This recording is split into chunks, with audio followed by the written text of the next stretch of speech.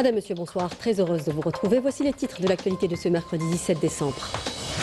Actualité économique ce mercredi avec l'ouverture de l'Assemblée générale du Conseil du renouveau économique algérien. Une rencontre sanctionnée par la réélection de Kamel Moula pour un deuxième mandat à la tête du CREA.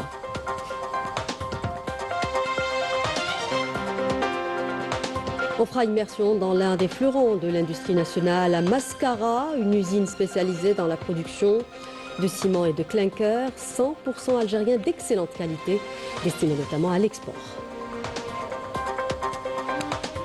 À l'étranger, au Maroc, retour sur les dernières inondations qui ont ébranlé la région de Safi, ayant causé la mort de 37 personnes. Une tragédie qui révèle une crise profonde de la gouvernance liée aux politiques publiques inefficaces du Marseille. On ira à Timimoun pour découvrir son patrimoine musical, cette fois Ahelil, ce chant ancestral qui rythme la vie des habitants de la région depuis des siècles. Et on termine avec la première édition du Festival culturel international de la musique du Sud, ouverte hier à Tamarasset, avec la participation d'une pléiade d'artistes nationaux, mais aussi étrangers. Bienvenue à tous, très heureuse de vous retrouver. Avant de développer ces titres, d'abord cette réunion du gouvernement présidée par le Premier ministre Seferi. Au menu, l'examen d'un projet de décret exécutif fixant les modalités de transfert des infrastructures et équipements réalisés au titre de la nouvelle ville aux administrations et institutions concernées afin de mettre en place un mode opératoire pour l'optimisation et la valorisation des équipements publics se trouvant dans les périmètres des nouvelles villes. Par ailleurs, le gouvernement a poursuivi l'examen des projets inscrits dans le cadre de la mise en œuvre des instructions du président de la République relatives à la concrétisation de la transformation numérique. À ce titre, le gouvernement a passé en revue 4 communications portant respectivement sur l'état d'avancement de la numérisation des secteurs ministériels, le projet de réalisation du deuxième data center national en cours de finalisation, le projet du portail national des services numériques et la mise en place de 2 infrastructures stratégiques de dernière génération qui constituent le premier cloud national en Algérie destiné à sécuriser et moderniser les services publics et économiques en hébergeant les données souveraines et en accélérant la transformation numérique. Nous disions en titre les travaux de l'Assemblée générale du Conseil du renouveau économique algérien, le CREA, ont débuté ce mercredi à Alger en présence du ministre du Travail, de l'Emploi et de la Sécurité sociale et de Kamel Moula, réélu lors de cette assemblée pour un deuxième mandat à la tête du CREA. Soutien indéfectible du président de la République au Conseil du renouveau économique. C'est le compte-rendu de Maïsal Bouahla. Regarde.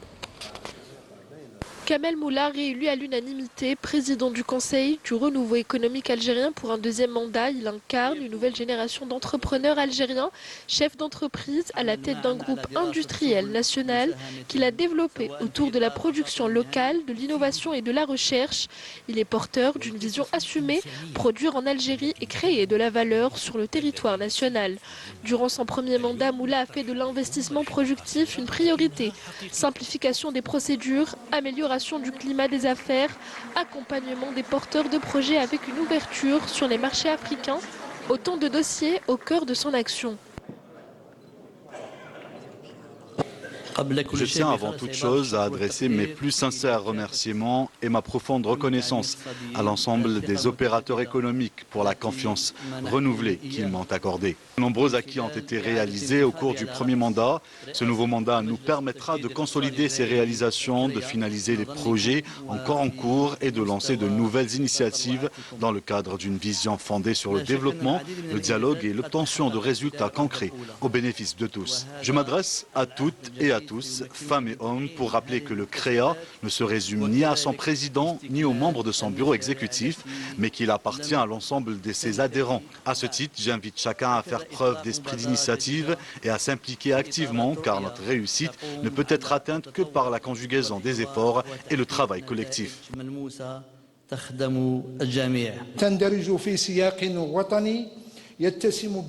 Cette démarche s'inscrit dans un contexte national marqué par une volonté affirmée de renforcer la croissance économique, de diversifier les ressources de revenus et de bâtir une économie nationale moderne, compétitive et durable. Elle repose sur la promotion de l'investissement productif, la création de richesses et d'emplois, en s'appuyant sur la compétence, l'excellence, l'innovation et la maîtrise des technologies, avec pour objectif majeur, fixé par le président de la République, d'atteindre un produit intérieur brut dépassant les 400 milliards de dollars.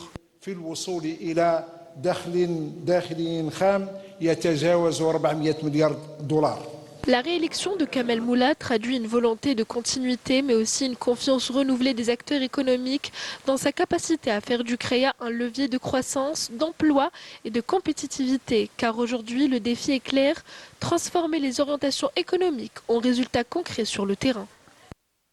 Et le CREA, c'est surtout cette force de proposition et de représentation du patronat visant le renouveau économique du pays à travers un secteur privé fort, productif et compétitif. Un objectif qui ne perd pas de vue le soutien à la croissance durable, diversifiée et moins dépendante des hydrocarbures. C'est un papier signé Badia Amani. Le Conseil du renouveau économique algérien CREA est une organisation patronale nationale créée en février 2022, regroupant des entreprises publiques et privées ainsi que des start-up engagées dans la relance industrielle du pays. Le CREA se fixe pour objectif principal de contribuer au renouveau économique du pays en soutenant une croissance durable, diversifiée et moins dépendante des hydrocarbures. Il se positionne comme une plateforme de dialogue entre les opérateurs économiques et les pouvoirs publics. Le Conseil œuvre à l'amélioration du climat des affaires, au renforcement de la compétitivité des entreprises algériennes et à la promotion des exportations. Il accompagne également les entreprises dans la levée des contraintes liées à l'investissement, à la production et à la logistique.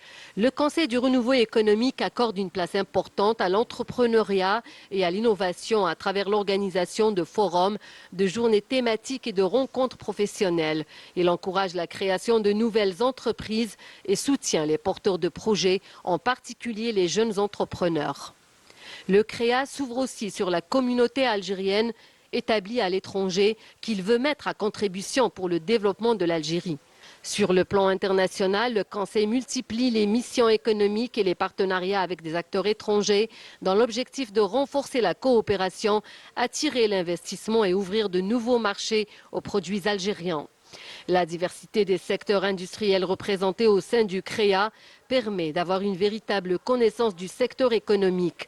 Cette expertise est un atout pour le CREA pour formuler des propositions et des recommandations relatives aux questions économiques et faire évoluer la réglementation en adéquation avec les réalités du pays. En résumé, le Conseil du renouveau économique algérien se veut un acteur clé de la dynamique économique nationale, œuvrant pour une économie souveraine, plus performante, plus ouverte et créatrice de richesses et d'emplois. Pour le CREA, l'enjeu est de taille et les défis sont grands, d'autant que l'Algérie est un pays doté d'atouts naturels et de potentialités inexploitées, convertibles en industrie de transformation, mais aussi de production d'intrants. Et pour évoquer un exemple réussi des exportations d'hydrocarbures, faisons immersion dans cette usine à Mascara, spécialisée dans la production de ciment et de clinker 100% algérien d'excellente qualité. Elle a exporté plus de 3 millions de tonnes de ces deux produits en une année, faisant 140 millions de dollars de recettes. L'usine est un véritable fleuron de l'industrie nationale, nous dit Yasmine Amri dans son reportage.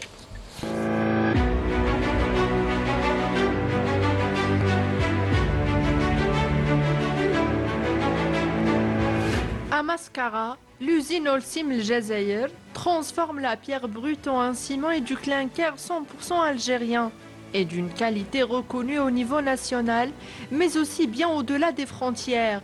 Plus de 3 millions de tonnes en une seule année, 140 millions de dollars de recettes. Un apport majeur pour les exportations nationales hors hydrocarbures. Depuis ce site, le ciment algérien prend la direction des marchés africains, de pays du bassin méditerranéen et même des États-Unis. L'Algérie avait pu se placer notamment en 2023, comme étant premier exportateur du continent africain et deuxième exportateur du bassin méditerranéen de ciment et de clinker. Le marché international, notamment les marchés à forte valeur ajoutée, sont en train de demander de plus en plus de ciment avec un impact carbone très faible, donc un ciment vert que nous sommes capables de produire aujourd'hui. Nous avons mis en place quelques investissements pour favoriser tout ce qui est export de ciment et être aligné avec la vision de notre président sur l'exportation de tout ce qui est hors hydrocarbures. Avec une capacité nationale de production dépassant les 9 millions de tonnes par an, l'entreprise s'impose comme un pilier de tissu industriel algérien, soutenant l'emploi, la logistique et toute une chaîne de valeur. On a 2 lignes de production, une de capacité de 2 millions de tonnes de clinker gris et une deuxième de 480 000 tonnes de clinker blanc, avec une organisation et des talents 100% algériens. Mais produire plus, c'est aussi produire autrement. Ici, les déchets deviennent des ressources. Plus de 130 000 tonnes de matière ont été valorisées, réduisant l'empreinte environnementale d'une industrie longtemps considérée comme polluante. Nous essayons de réduire l'impact carbone. À titre d'exemple, nous utilisons des matières premières alternatives. Au lieu de prendre de la matière première de la carrière, je préfère les préserver pour la génération future et prendre des déchets d'autres industriels. La première cimenterie en Algérie à faire de l'activité GeoCycle. Ceci consiste en la valorisation et le traitement des résidus industriels dans l'industrie cimentière. Nous avons traité cette année, par exemple, autour de 150 000 tonnes de déchets. On espère juste que tous les acteurs économiques nous accompagnent pour répondre à une problématique environnementale, à une problématique de développement durable et à préserver des ressources naturelles pour le pays. L'usine s'étire à perte de vue. Un site où chaque pierre transformée raconte une histoire de savoir-faire et de compétitivité. Dans l'actualité également, ce bilan opérationnel de l'ANP dans le cadre de la lutte antiterroriste. Des détachements de l'Armée nationale populaire ont arrêté 10 éléments de soutien aux groupes terroristes dans différentes opérations à travers le territoire national. Dans le cadre de la lutte contre la criminalité organisée et aux continuités des efforts déployés afin de contrecarrer le fléau du narcotrafic dans notre pays, des détachements combinés de l'Armée nationale populaire ont intercepté en coordination avec les différents services de sécurité lors d'opérations exécutées à travers les régions militaires 38 narcotrafiquants et mis en échec des tentatives d'introduction de 4 quintaux et 92 kg de kiff traités provenant des frontières avec le Maroc, alors que plus d'1 million de comprimés psychotropes ont été saisis. À Tamarasset, Borjebedji Mokhtar, Ingzem et Janet, des détachements de l'Armée nationale populaire, ont arrêté 306 individus et saisi 53 véhicules, 336 groupes électrogènes, 173 marteaux-piqueurs, 3 détecteurs de métaux, ainsi que des quantités de mélange d'or brut et de pierres et d'équipements utilisés dans des opérations d'orpaillage illicite. De même, 13 autres individus ont été appréhendés et de pistolets mitrailleurs de type Kalachnikov. Un pistolet automatique, 9 fusils de chasse, plus de 62 000 litres de carburant, ainsi que 48 quintaux de tabac et 19 tonnes de denrées alimentaires destinées à la contrebande et à la spéculation ont été saisis, et ce lors d'opérations distinctes. Par ailleurs, les gardes-côtes ont mis en échec sur les côtes nationales des tentatives d'émigration clandestine et procédé au sauvetage de 246 individus à bord d'embarcations de construction artisanale, alors que 313 immigrés clandestins de différentes nationalités ont été arrêtés à travers le territoire national. Fin du bilan de l'ANP.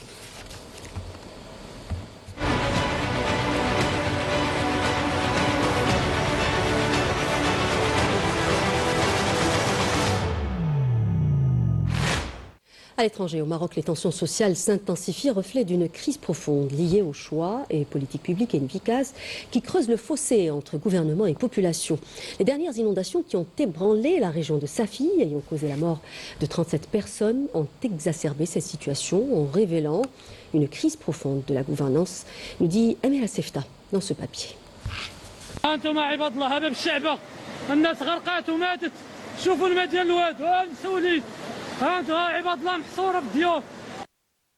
Il aura suffi de quelques heures de pluie pour que toute une ville s'effondre. À Safi, les torrents ont tout emporté. La boue a envahi les maisons et 37 personnes ont perdu la vie. Un bilan encore provisoire, mais au-delà de la violence des eaux, c'est une autre tragédie qui se joue. Celle d'une population totalement abandonnée à son sort. Des familles sinistrées, sans abri, des enfants grelottant dans des habitations détruites, des mères et des pères fouillant la boue à main nue pour sauver ce qui peut encore l'être.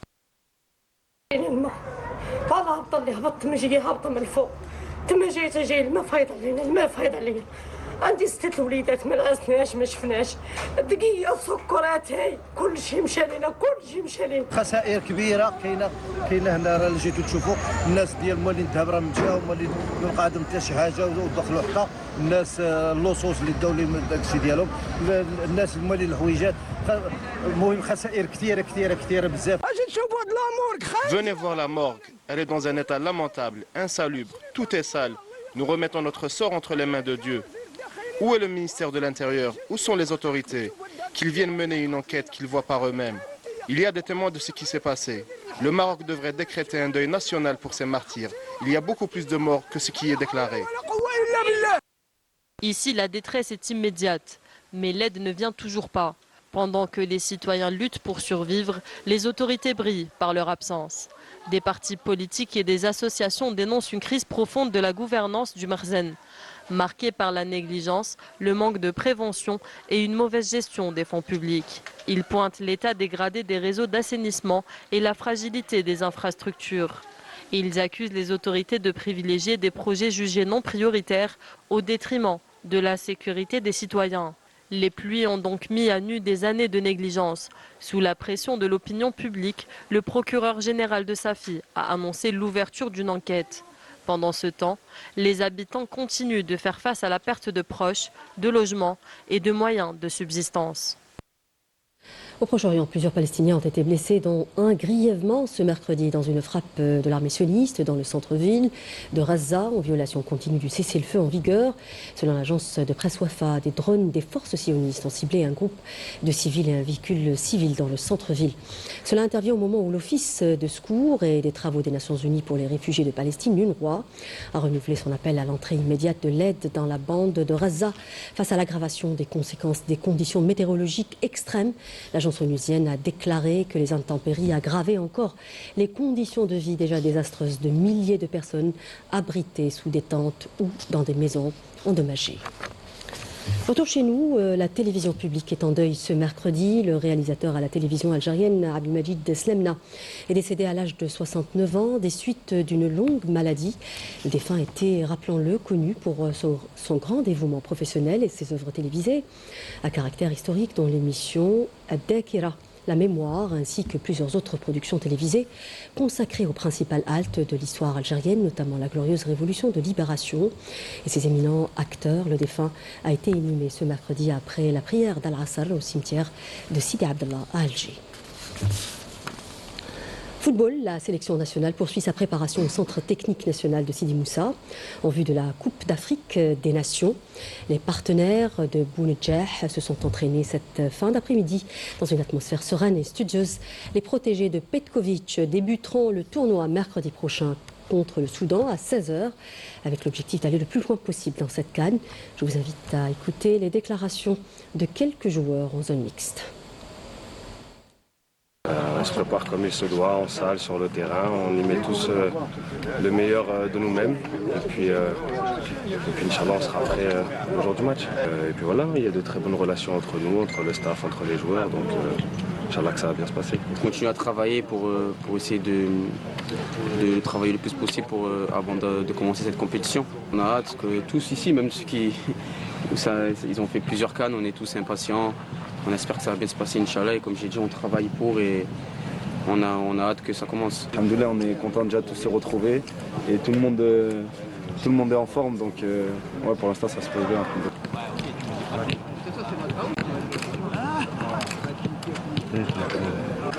Et une des belles destinations possibles pour vos prochaines vacances d'hiver, Timimoun, une région connue pour son patrimoine musical très riche. L'Ahalil, ce chant ancestral, rythme la vie des habitants depuis des siècles, une tradition qui fait la fierté de toute une région, dit Meissal Bouhla dans ce reportage.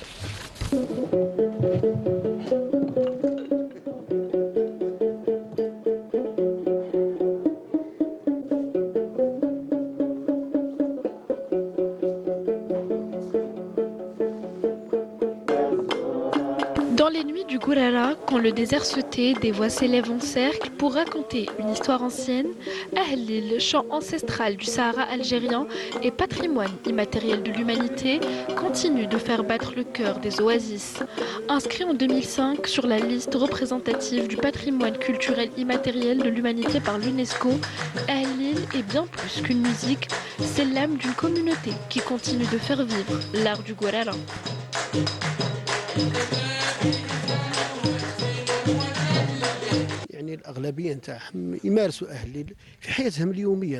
Ahlil fait partie des traditions du quotidien et de la vie sociale. Il se transmet de père en fils. Quant à la Radra, c'est un genre musical que l'on trouve dans certaines régions du Sahara algérien.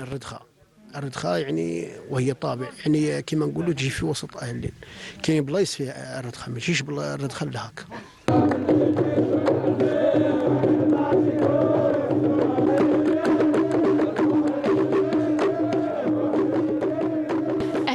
Un genre poétique musical et chorégraphique propre aux zéniths du Gourara, pratiqué lors des fêtes religieuses, des mariages et des foires locales. Il accompagne les grands moments de la vie collective. À la fois chant polyphonique, poésie et danse, Ahlil réunit un soliste, un joueur de bengri, une sorte de flûte traditionnelle et un chœur parfois composé de dizaines, voire de centaines de participants. Épaule contre épaule, les chanteurs forment un cercle et exécutent un mouvement giratoire symbolisant l'unité et la solidarité. Ce patrimoine vivant joue un rôle essentiel dans la cohésion sociale et l'affirmation de l'identité culturelle du Gourara. Il rappelle que la musique traditionnelle du passé est un héritage, un partage de la mémoire transmis de génération en génération.